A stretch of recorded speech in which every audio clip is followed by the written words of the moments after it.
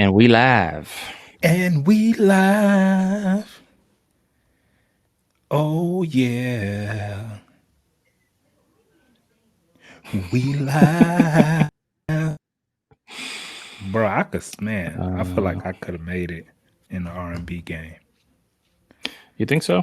Bro, we live. All right. Okay. Yeah. Okay. That's No all more you need proof. is that's all you need is one of them. Yeah. You give them a good yeah.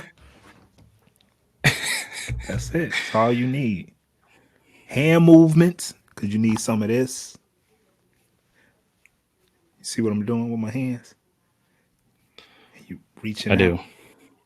bringing it in, and then yeah. All right. I'm trying to tweet these links, bro. You're distracting me. Wow. Sorry. With with those vocals. Jesus Christ. Oh man. Oh man.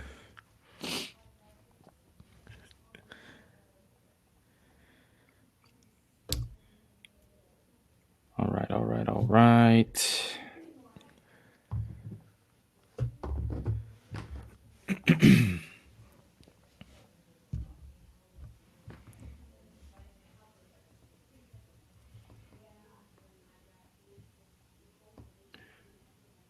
Okay. Alex, always the first one in, bro. Coming Always. in. Don't want to be late to the party. I see you, Alex. What up, Alex? Then you just be looking That's, around like, that's a day one right there. no doubt. Okay, so got that. See if anyone on Facebook is watching.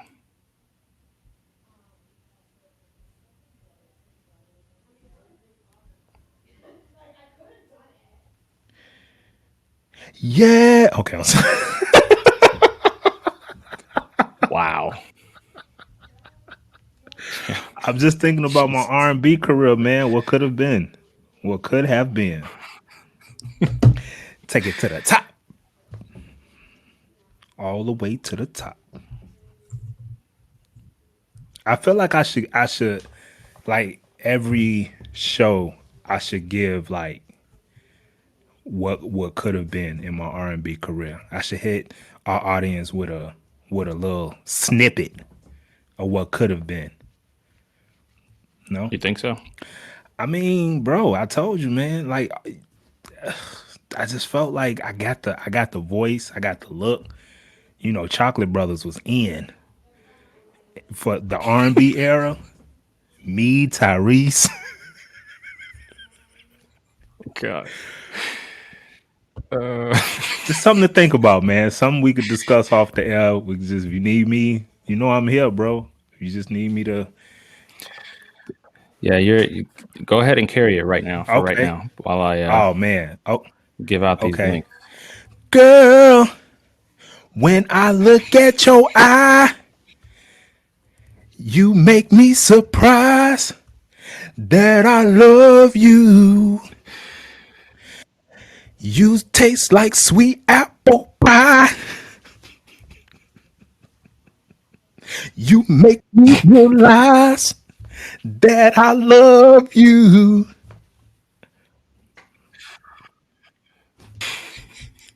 Girl, Oh man, this is great. yeah.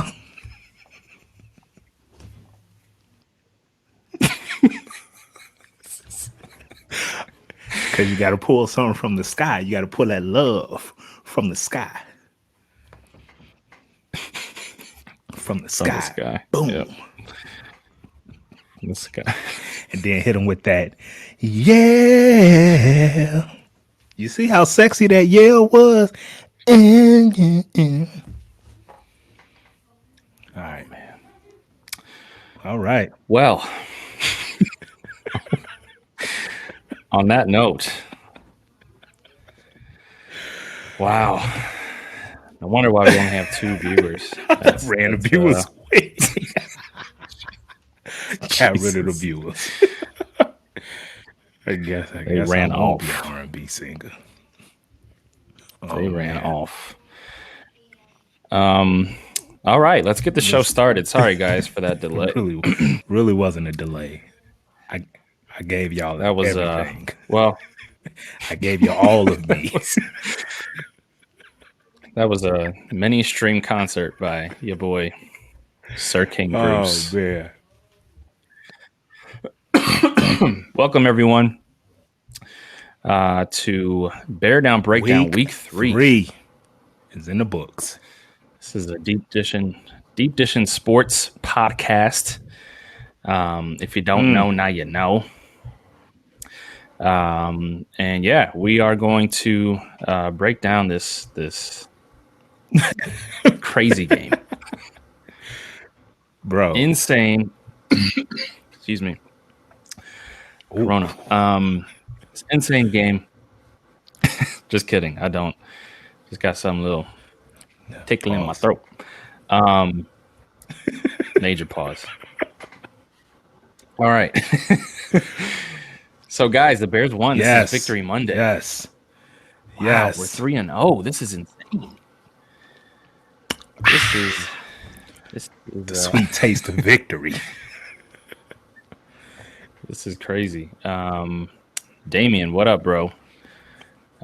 He's watching via Facebook. Incredible game, bro. Incredible game. Yeah.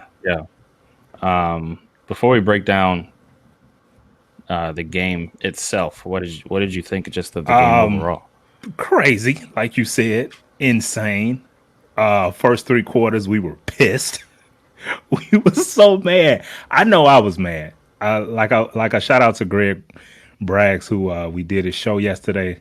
Like I said on the show, man, I threw a temper tantrum because I was just like, why are we watching the same thing from this offense? And but man, just Nick Foles, bro. Oh my God. Nick Foles. He has a nickname that Twitter is giving him that I refuse to say. Yeah, I'm not saying that's a saying no-no. that. That's disgusting, but yeah, but I'm not sure. And then the abbreviation that they're yeah. giving him is very gang Yeah, related. like Like be you can't. It apparently the abbreviation is BDN. I'm not going to yeah. say what it stands for because Yeah. it's wrong on so many levels. But if anyone that knows Chicago gangs knows that BDN is not something that you want to rock on your t-shirt around the Not at city of all. Chicago. Not at all. You could try explaining what So, that means to a gang member and just see what happens. But anyway, Nick Foles, the game overall was great. It got us excited with 3-0, and I'm excited. This is great, man. This is great. yeah, this is it's a crazy time to be a Bears fan for sure. Because firstly, before we talk about this game, yes, I do want to give a shout out to Greg Braggs. We joined his podcast, Braggs in the Stands. If you're watching via YouTube, I linked it on the in the description below the channel. If you're supporting us, go subscribe to their channel as well because they're really dope dudes. They were nice enough to have us on their show yesterday. But yeah, we went on their show, talked about this game, and sorry, I lost my train of thought. Yeah, it was insane. That's it. Like, I mean, This game was great. Oh, I know. I remember my point because on the show, Bruce, you described it pretty well. You said that this is the craziest, happiest, most frustrating, most confusing Bears team we have probably ever seen. I know in my lifetime. Or, yeah, at least in my lifetime in a really long time. And yeah, it's just been a crazy ride. So let's break down this game. So the Bears end up winning in an insane game against this Falcons team, 30-26. Obviously, the game doesn't start very well. Our offense couldn't do anything against this depleted, terrible Atlanta Falcons defense. We're down at the half. I think it was 16 to 6. Was it 16 to 3? 10. Yeah. 16 to 10 at the half. Falcons get the ball to begin the second half. They go down the field and score. Matt Nagy's really starting to feel the pressure. The Bears are really starting to feel like this game is getting away from him. Trubisky's next possession, he throws a really bad interception. Just terrible interception. And then boom, just like that, just a freaking snap of your finger. The Trubisky era seems to be over. And in comes Nick Foles. But let me ask you a question. When he threw that interception, did you have any idea? Did you have any that was it? It took me by surprise that he got benched. No, yeah, it was. It was surprise. Okay. Before we get into that, let's just break down the stats real quick. So, and this might be the last time that we are talking about a Mitch performance, by the way. So this is kind of crazy.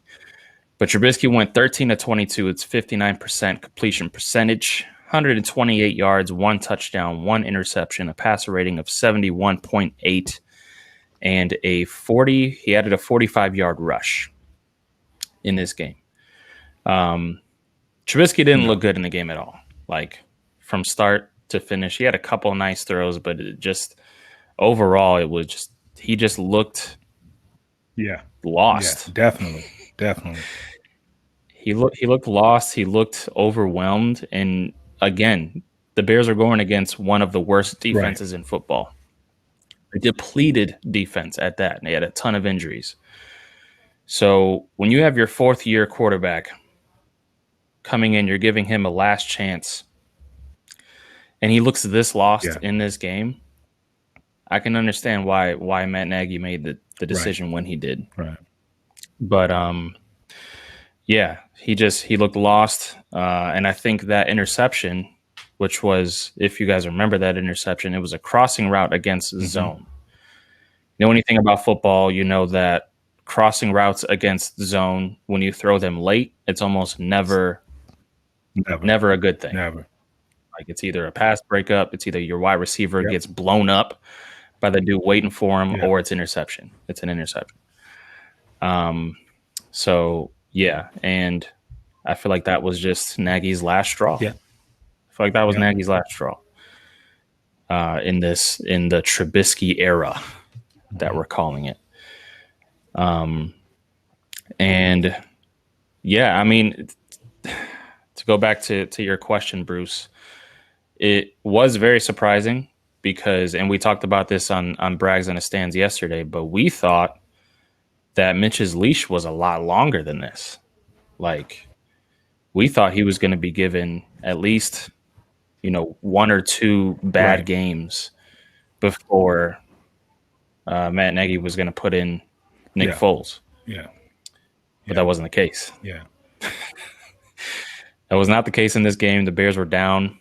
Obviously, if you look back to the Detroit game, that was a really bad game, but Mitch brought us back, which is another reason why it was a little bit surprising, because you thought maybe the Bears and Mitch Trubisky had a little bit of that magic in them to bring us back.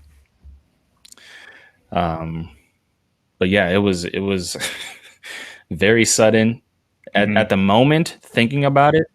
Before, obviously, Nick Foles brought us back and we won the game, I was thinking that it was a little bit of a panic button by Nagy. I was starting to think that it was a bad move, because when Nick Foles came in, it wasn't like he immediately caught fire and the Bears offense was just scoring a bunch of points.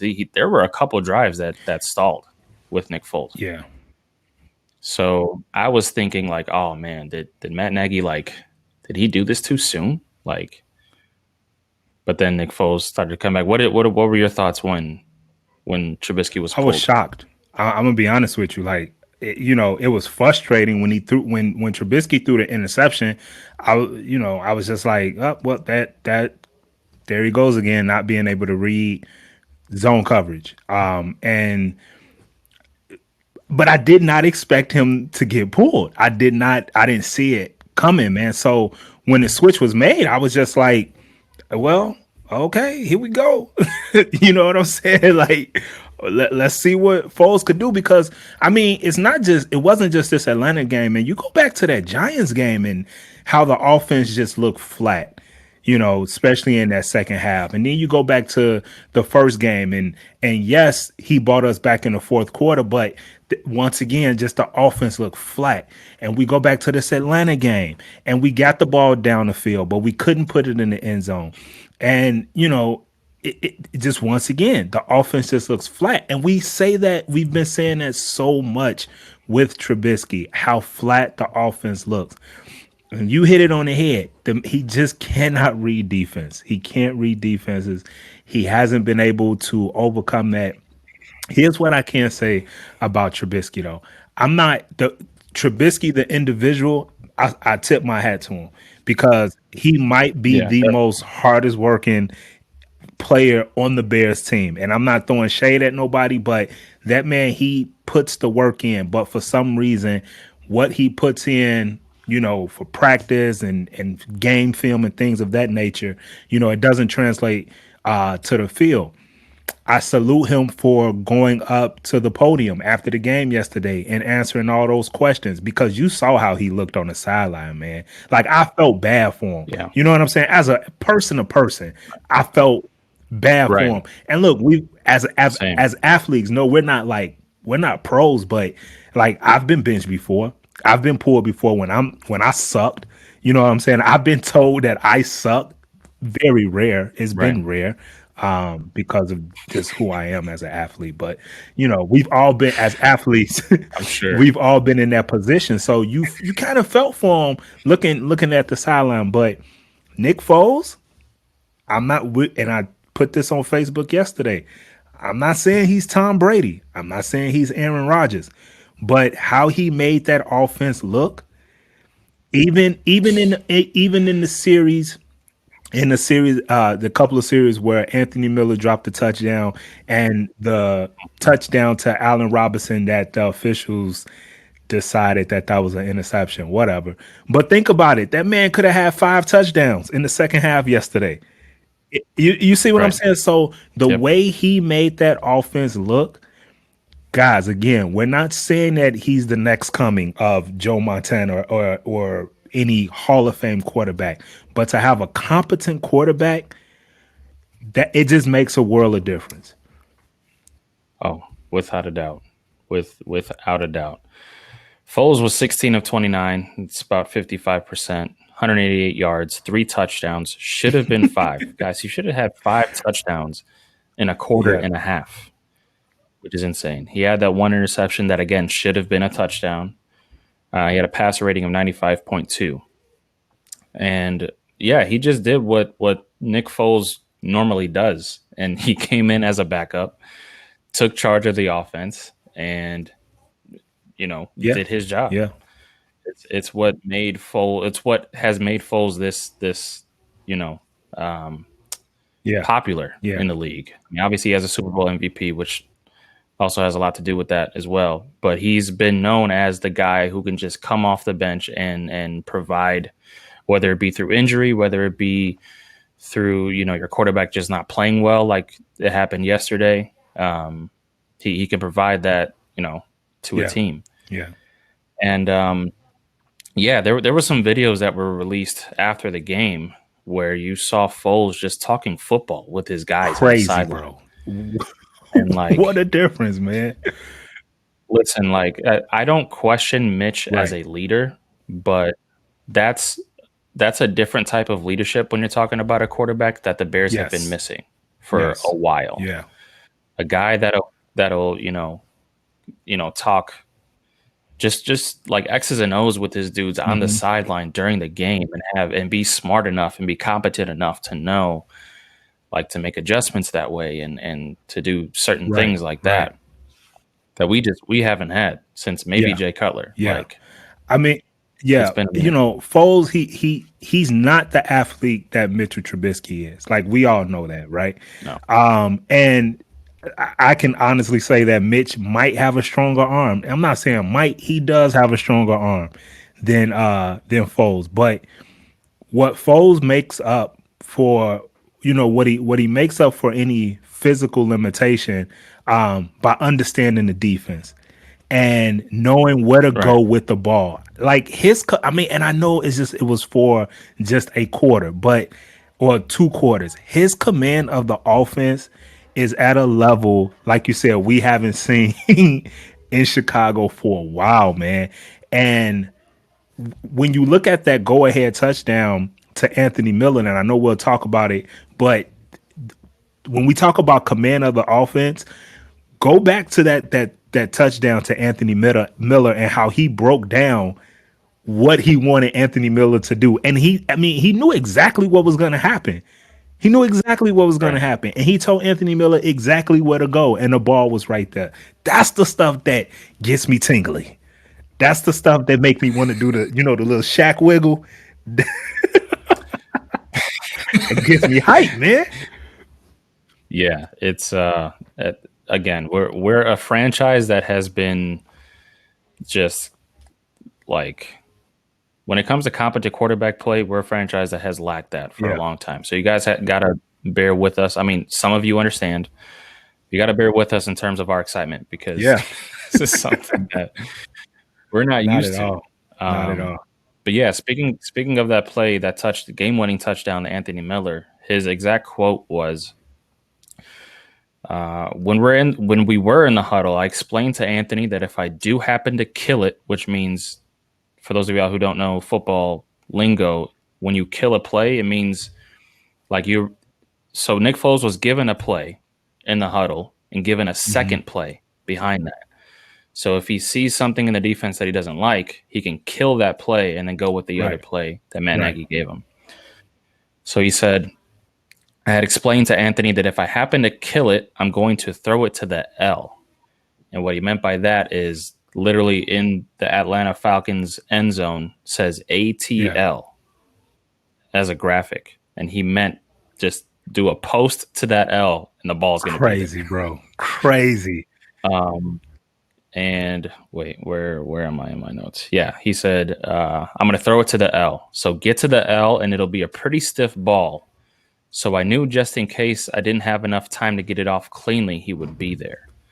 So like that's insane. Yeah. Like to say get to a specific spot in the end zone, tell you what kind of ball you're gonna get, and then also know that Atlanta is going to be in a cover 0, which means man-to-man everywhere, no safety on top. They're going to blitz everybody. To know that that's going to happen. Yeah. I mean, what else do you need to say? Like, that's crazy. And that's when I knew for sure that we weren't going to see Trubisky again. When I heard that, I was like, yeah, Trubisky can't do that. Yeah. Yeah, not at all. I mean, that's exciting. That stuff like that, man. Like you said, you're gonna have to bear with us because we haven't seen that in 3 years since Mitch been under the helm at quarterback.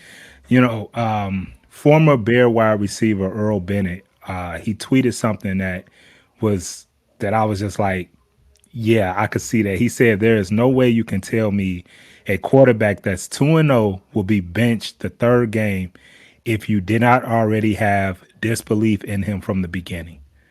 And I'm like, yeah, that ding, ding, ding. I mean, I called it, didn't I? I mean, not to toot my own horn, but I literally said, and this is dating back to, I think I said this before we even got Nick Foles, because everyone was wondering what was going to happen with Trubisky. His year last year was terrible. We had a really disappointing year. I said that Trubisky is going to start this year. Yeah. Bank on it. And it's not going to be because Matt Nagy wants to start him. It's going to be because of what I called it front office politics, which is very real. And there's another quote that I have here from our wide receiver coach. who who took a little shot at Mitch. I'm trying to find the quote here. Hold on, give me 1 second. Okay, I have it. This was from today. And this makes me think that conspiracy theory, I guess, is what it is. That it wasn't the coach's decision to start Trubisky. It came from higher up, and that Trubisky did not, in fact, beat Nick Foles in a fair and square quarterback battle. He was going to start regardless. Yeah.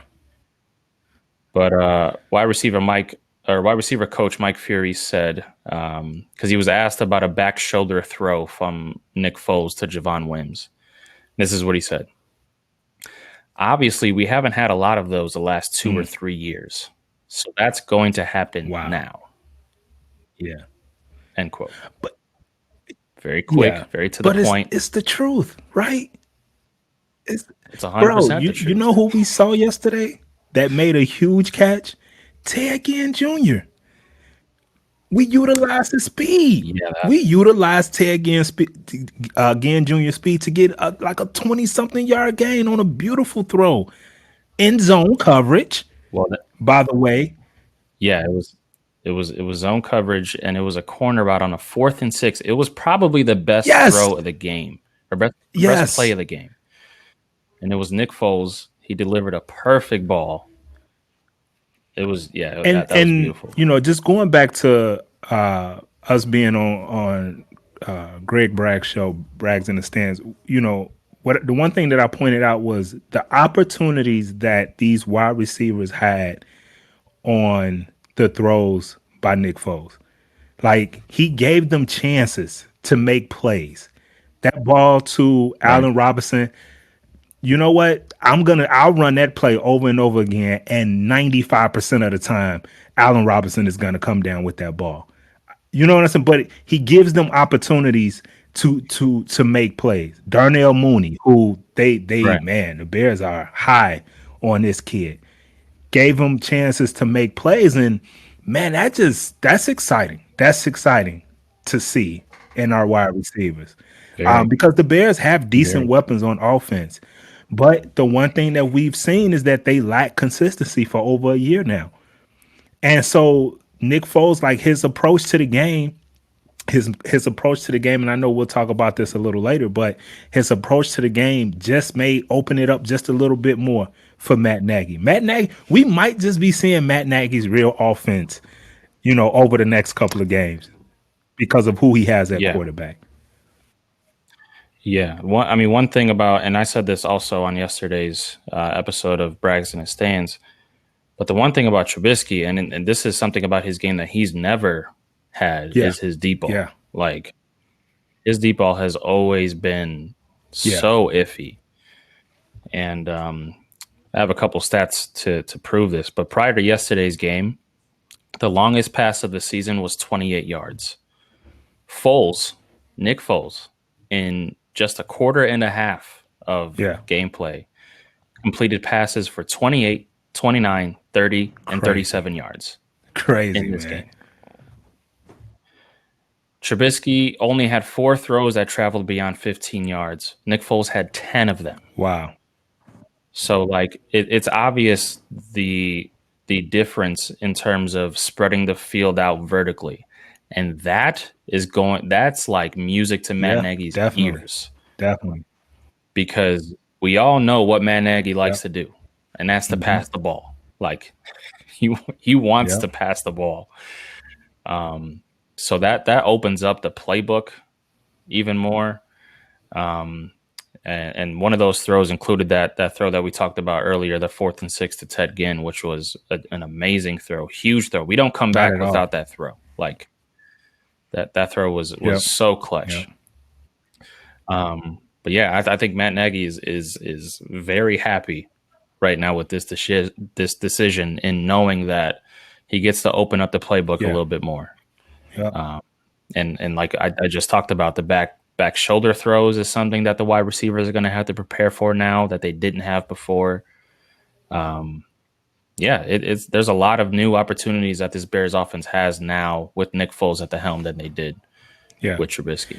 Just getting back to the just what's been happening this season with the Bears team. According to ESPN stats and info, the Bears are the first team in NFL history to win 2 games in a single season where they are trailing by at least 16 points in the fourth quarter.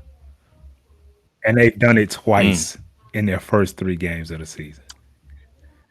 So, Yeah, I mean, that's crazy. That is a crazy stat, but here we are. Here we are. Yeah. Shout out to Tim Hernandez, who's in the Facebook chat. He asked, "Is Nick Foles fantasy material all of a sudden?"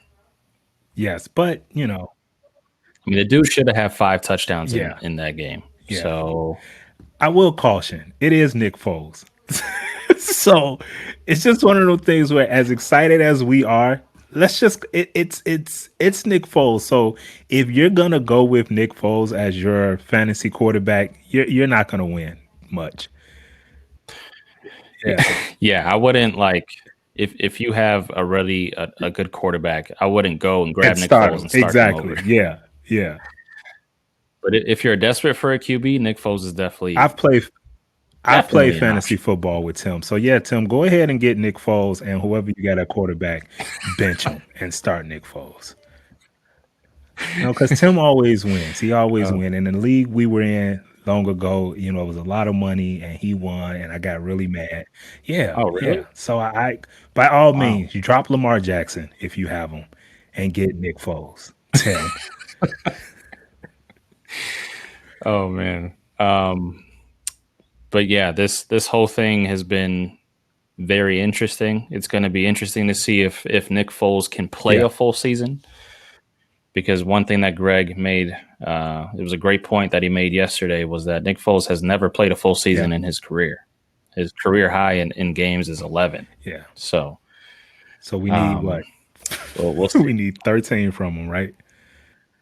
Okay. We need 13, not including playoffs. Fingers crossed. So yeah, fingers crossed that this offensive line can hold up. They were a little iffy yesterday. Not their best game. Yeah, it was not their best game. So let's just hope.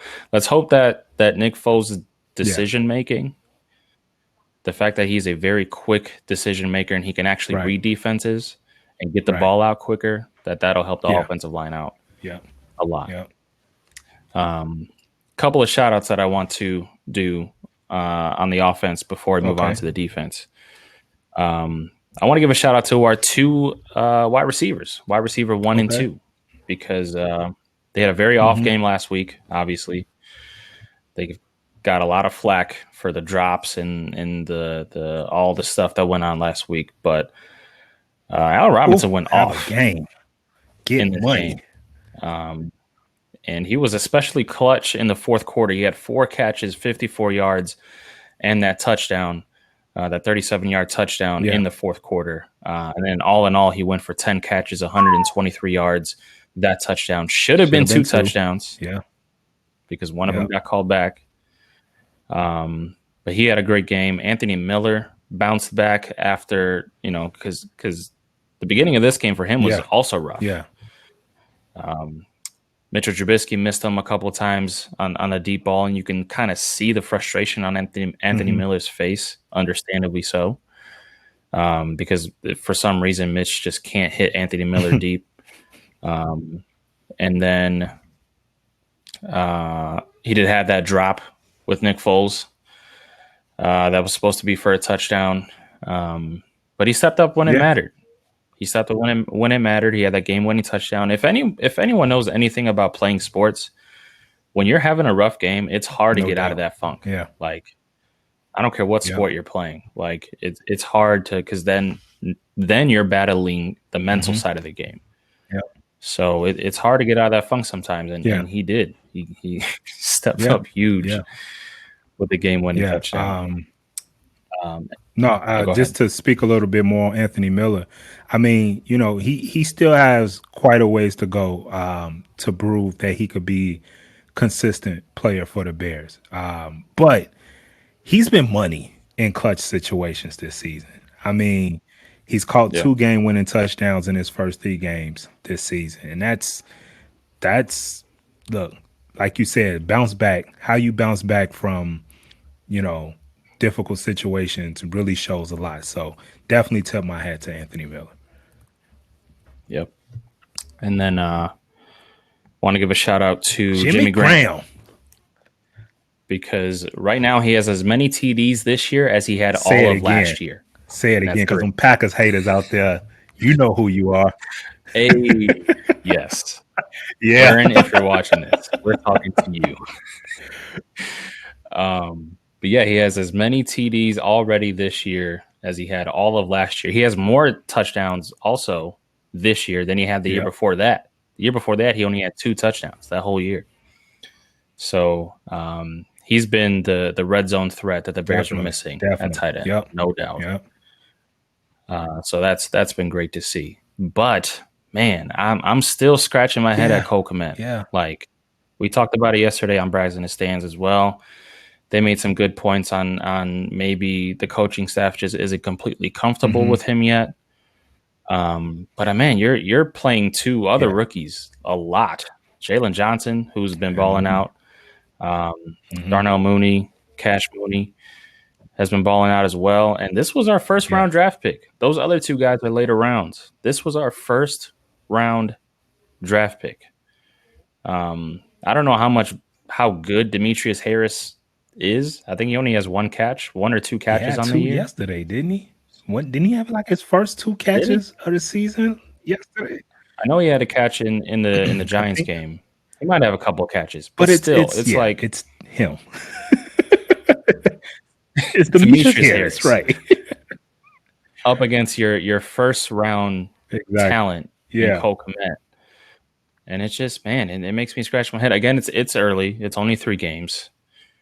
But it definitely makes me wonder. And then also given Ryan Pace's history with first round picks, it scares me a little bit with that too. So that's definitely something we'll be monitoring for the rest of the season. I mean, I don't know, Bruce, I don't know how you feel about it. You're the Notre Dame dude. You saw him play throughout the college season. So. He was the best tight end in the draft. And Eli said he's our first round pick. He's our first pick.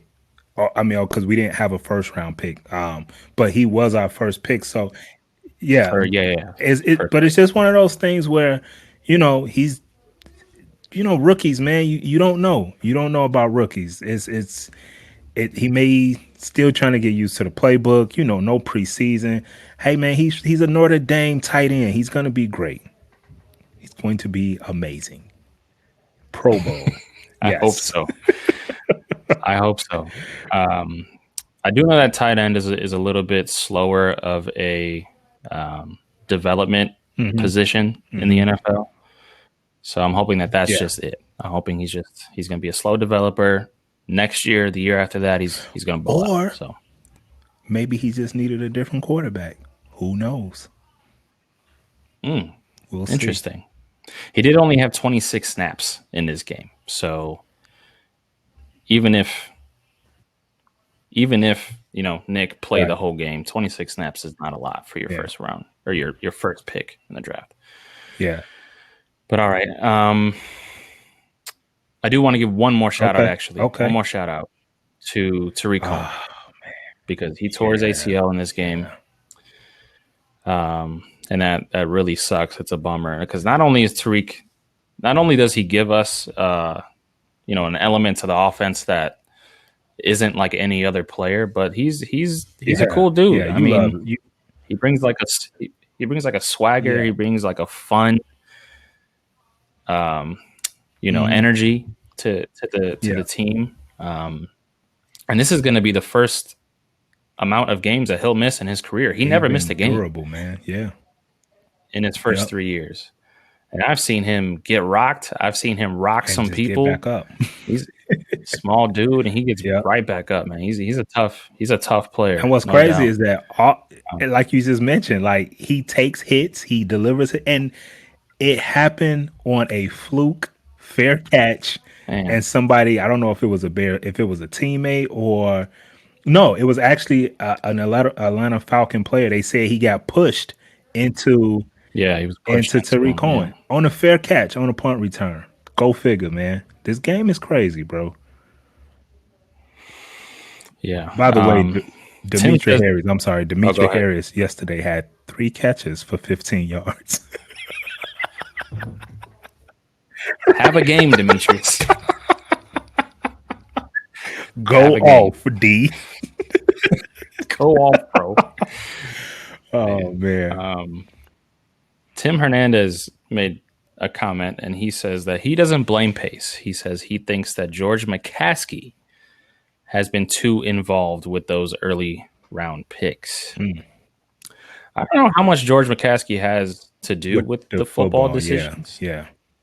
I don't think it's a whole lot. I think it's Pace. Yeah, I think it's Pace. I think Ryan Pace, I think his job is on the line. Yeah.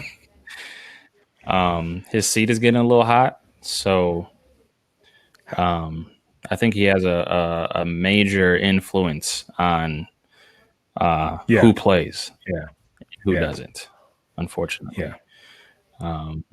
But I mean, when you look at this scenario, and this was a point that I was going to make before we move on to the defense. When you look at this scenario, it could not have worked out better for Ryan Agreed. Pace. Yeah. Because he gave his first round quarterback that he was tied to contractually and just in general one last chance. He gave it to him. He gave him two and a half games. And you're still 3-0. Yeah. Like you're still 3-0, and you gave your draft pick one last shot to prove something. He didn't prove it. He's not the answer, obviously. And you're still 3-0. And just to add to that, you made a smart trade by bringing in a tremendous backup. Right. So you was just like, if this dude who I'm tied into screws over, hey, look, I bought this guy in just in case. And you're 3-0. And that guy led you to a comeback victory yesterday. So you know what? Ryan Pace, way to cover your booty. Man, he lucked out. Definitely. He lucked out. Yeah. No doubt. Because if we're sitting at 0-3 or even 1-2, he's going like this because his butt getting real warm. Shifting. Real warm. He's shifting in the seat. Yeah, it's been a crazy season, especially for this offense. We're outscoring our opponents 41-10 in the fourth quarter so far this year. So weird, man. We scored 41 fourth quarter points in That's 3 games. So weird, bro. Oh my god. But since 1990, teams that have started 3-0 have made the playoffs 73.6% of the time. Yes. So odds are looking up. And 4-0, 82.4% of the time. So if we get that dub next week, it's almost a lock. Just to poo-poo, because I'm going to poo-poo a little bit. The last time the Bears was 3-0 was under Mark Trestman. Yeah. That was when Jay got injured. So, just to keep us humble, man. Just want to keep us humble. That's all. You know what? Can we I know we got to talk about the defense, and we're not going to spend too much time because we really don't care about them. Thank you for that W. But the Atlanta Falcons, are they cursed? They had a 99.3 win probability in the fourth quarter yesterday. I don't know what it is, bro. Ever since that Super Bowl. Wow. Yeah, I don't. That's wow. That's insane. It's like us and quarterbacks. Like it's just not meant to be, I guess. Them winning games is not meant to be. Games is not meant to be. Oh man. 99.3. I'm sorry, dude. That's crazy. Dude, I still can't X's and O's wise figure out how we won that game. Not at all. How? I can't. And how we won it. Because even when Nick Foles came in, we had 2 touchdowns taken away from us. So how the hell did we still win this game? But man, the play calling with Atlanta when they got the ball, I was just down late. I That like, was huh? They were down about the door. questionable. Okay, all right, okay. Very, very Thank you. questionable. Yeah, I'm not going to complain Thank because you. we got the No dub. doubt. Yeah, just to move on to the defense, we'll talk about them real quick. It was rough. It was a rough game for the most part. Yeah. Up until Nick Foles came into the game, Yes. which is really, really Yeah. weird. Man. Okay, you go. Yeah. Jake at Brags in the Stands, he's the other co-host. He made a good point that it seemed like when Nick Foles came in, the energy just completely changed on both sides of the ball. Exactly. And that's amazing. Yeah, that's crazy because the Falcons went down to open the second half. They went down and scored a touchdown. Then Trubisky throws a really bad pick on the next possession. Then almost immediately after that, you see Nick Foles gather with the starting offense. He has his helmet on with that dark visor. Looks pretty dope. But from that point on, the defense only allowed a field goal. Yeah. So, I mean, we made it a point again yesterday that it's very much a bend, don't break defense this year. And I feel like that was the case last year too, because our defense, while they weren't like 2018 dominating, they kept us in games last year. Definitely. So it's been that way, I think, ever since Pagano got here. And I have a question for you, Bruce, that we answered yesterday, but on this show, I want us to answer it as well. Actually, you know what? I'm just going to ask you now. Do you think Pagano is the answer at defensive coordinator for this defense? Yes, I do. I just think it's so funny that you talked about the energy that Nick Foles gave to the team as a whole, because I just really feel like when Pagano is known for his blitz packages or blitz schemes. But I think when you had a quarterback like Mitchell Trubisky, it's some risk versus rewards when you blitz. When you blitz from time to time. So I saw that because of the offense, it was the Bears played a lot of prevent defense, where you put more trust in your front four or to make plays, right? You see what I'm saying? So I think we may see, I would be shocked if we don't see more risk from Pagano. Now that he has, now that the Bears have a quarterback. That's a great point. That is a great point because, I've been kind of surprised with Pagano and his lack of creativity because for those of you who remember when he was last a defensive coordinator in Baltimore and they won that Super Bowl, he was very creative with his blitz schemes and things of that nature. And he had older players over there. He had an aging Ray Lewis, aging Ed Reed, aging Terrell Suggs. Like they weren't some young studs over there. If you think about it, who did he have at quarterback? Right, Joe Flacco. Somebody that he could trust. Somebody, you know what I'm saying? Like I just think it's just tied together, man. Yeah, I mean that could be it. Let's hope so, because there was a couple of things that I saw in this game, because Jonathan Vilma highlighted a play where he put Khalil Mack and Robert Quinn on the same side of the defensive front, and then Khalil Mack got a mismatch against the tight end. He made a really good play on the ball, but outside of that, it's been very vanilla. Yeah, very vanilla. Yeah. So we'll see. But our pass defense has been amazing. In fact, it's one of the best in the league. Yeah. We're allowing only a 56.7 completion percentage, which is first in the NFL. 6.5 yards per pass attempt, which is fourth. We only allow 2 TDs, which is tied for first. We have 3 interceptions, which is tied for seventh, allowing a passer rating of 71.4, which is tied for second as well. So our pass defense has been amazing. It's our run defense that's been very, very questionable. We're 27th in yards per carry. We allow 5 yards per carry, guys, so far this year, which is not good, especially against a team that we're going to be facing next week in Indianapolis Colts. Yeah. And that offensive line is nasty. One of the best in the NFL. Yeah, but it's further proving the fact that we really miss Eddie Goldman. And so with that, I mean, it's this guy out here named Snacks Harrison that I'm just like, I'm saying, man, I don't know what's you got the money, just go get him. Let's go. Apparently, I mean, he's looking at Seattle, which I don't blame him because Seattle is a very intriguing sell because you have a Super Bowl winning quarterback coach. Like that's a great organization over there. But so I can see the competition. But if you're Ryan Pace, you gotta be fighting for this guy right now. You talked about the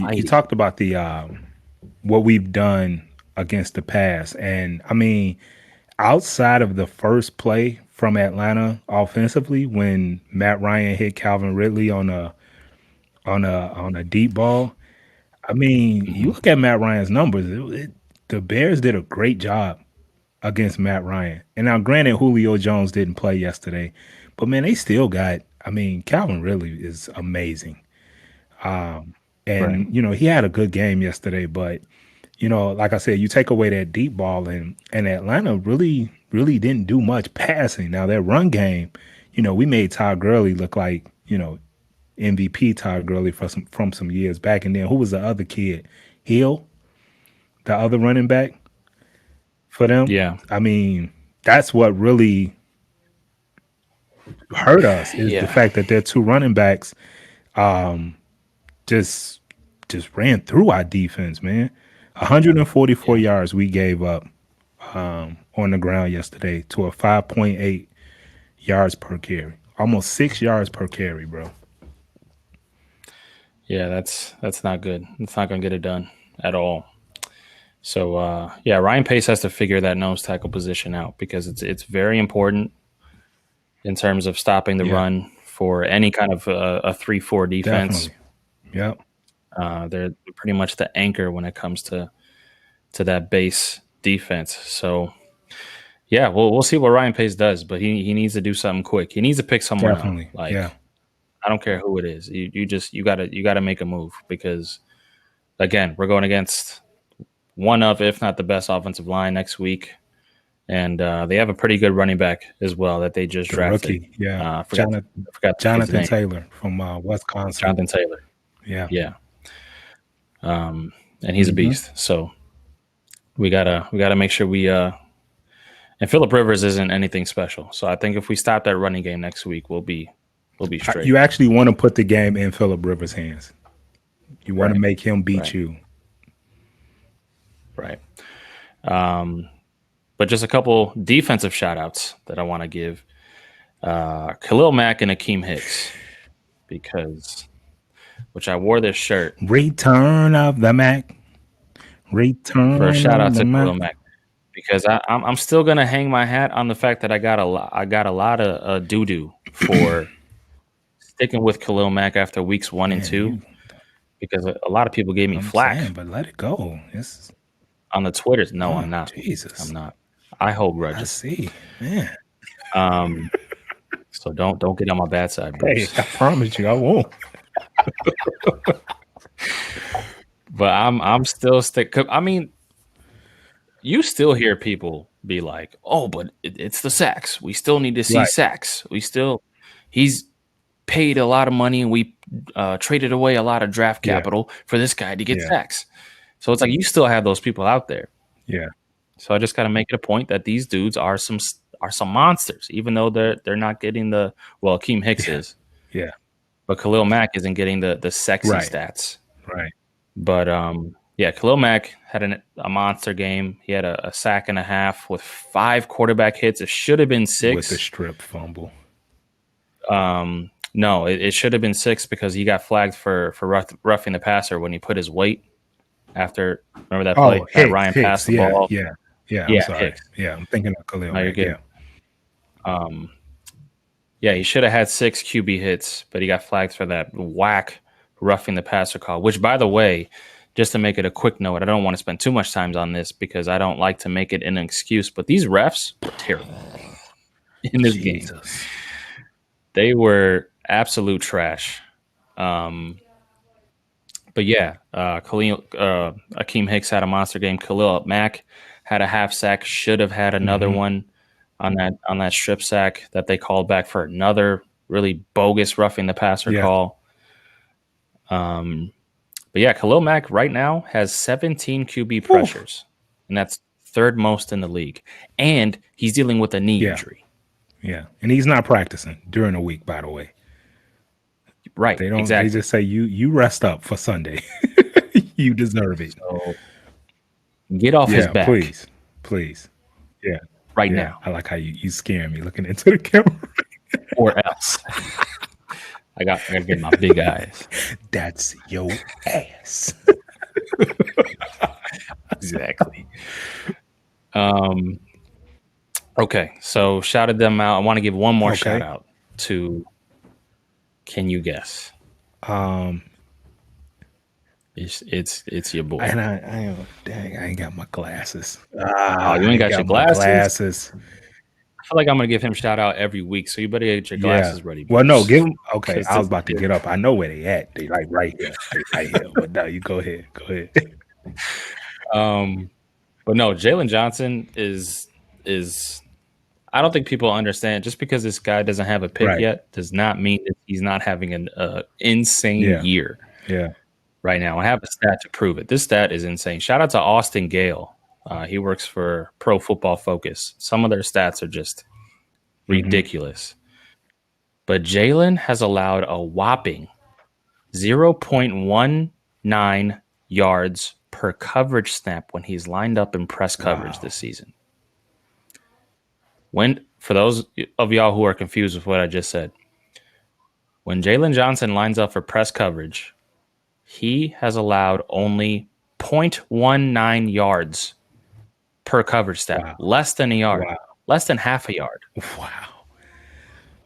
And it leads all qualifying corners in the league right now. That's tops NFL. Guys. No minicamp, no OTAs, no preseason, and he's a rookie. Yep. You know, it's one of them things where, I don't like to say I told you so, but because that's just not who I am.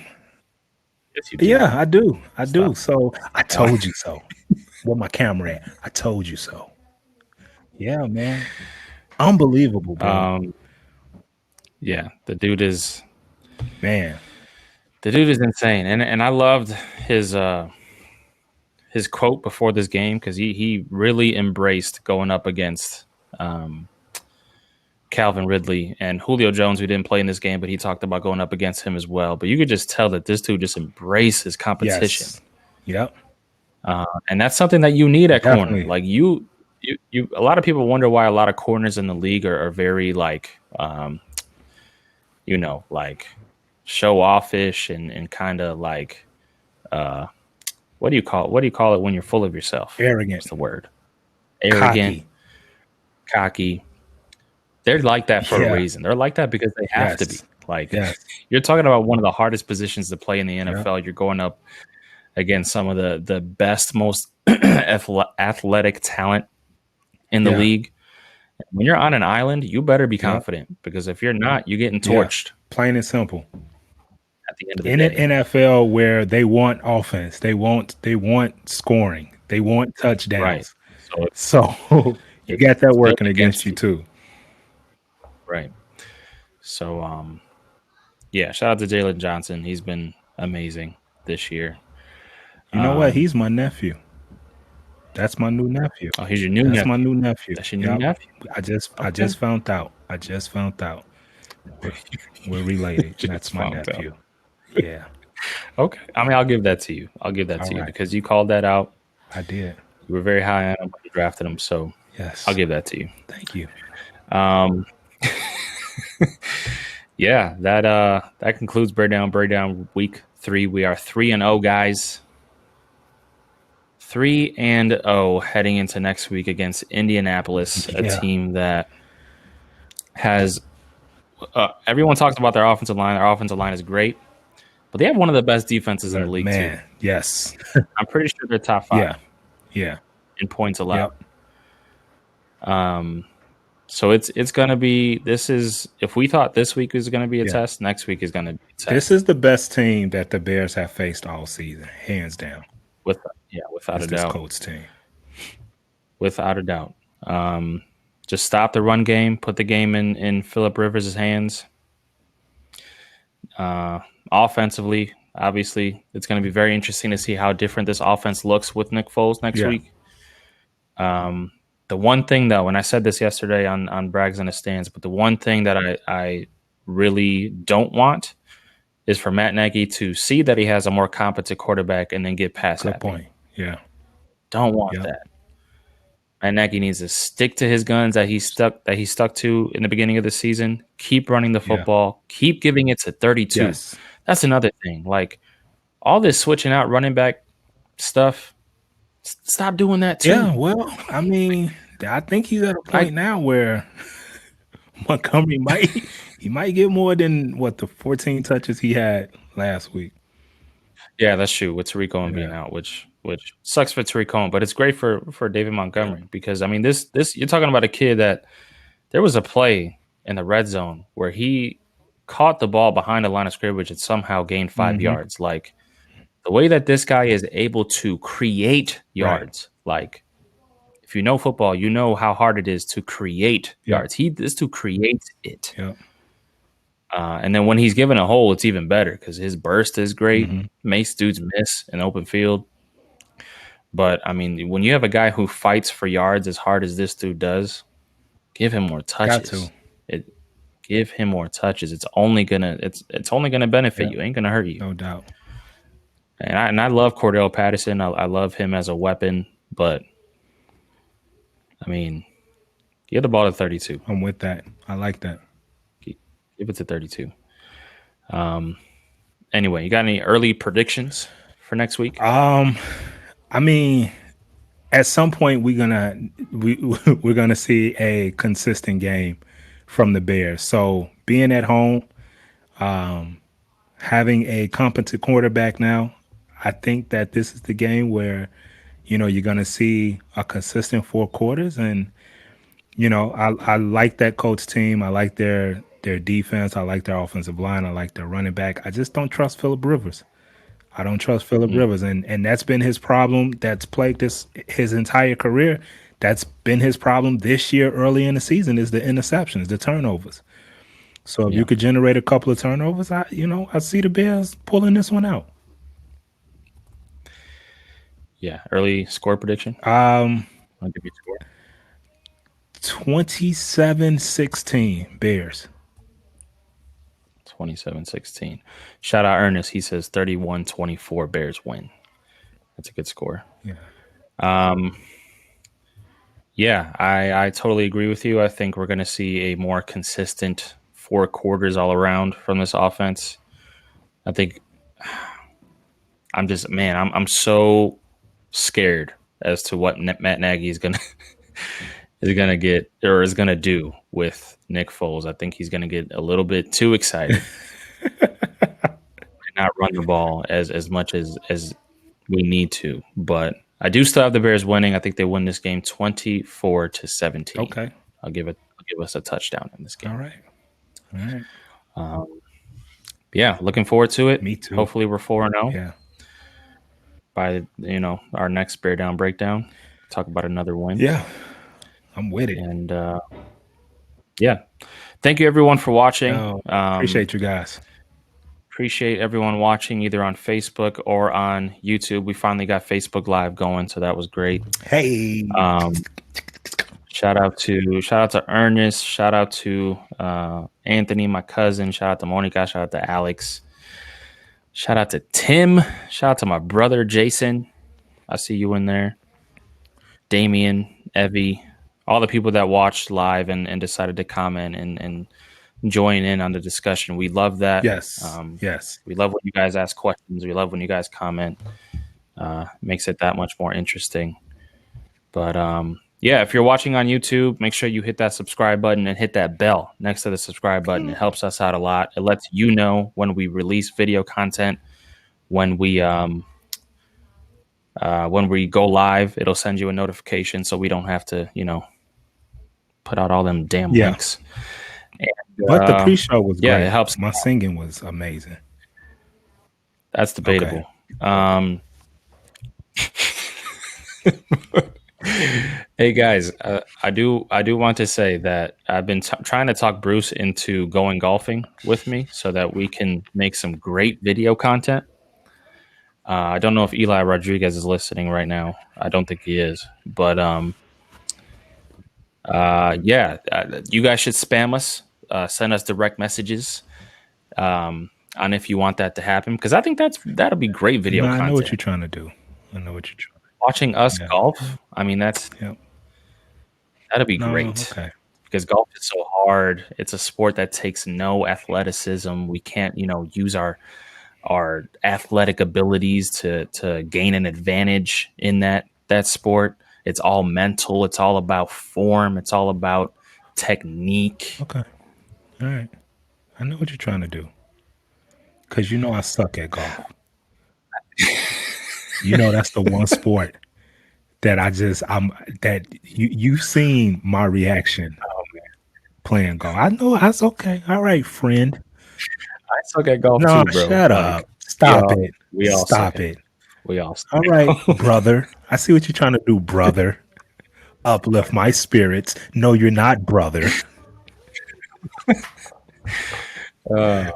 Hey, if you do this, maybe we can go to an open gym and then I'll film you playing basketball and then you can make up for it. Deal. If you want. Because that's what's going to need to happen to get my confidence back. Anyway, on that note, thank you guys for listening. And as always, we'll talk to y'all next week.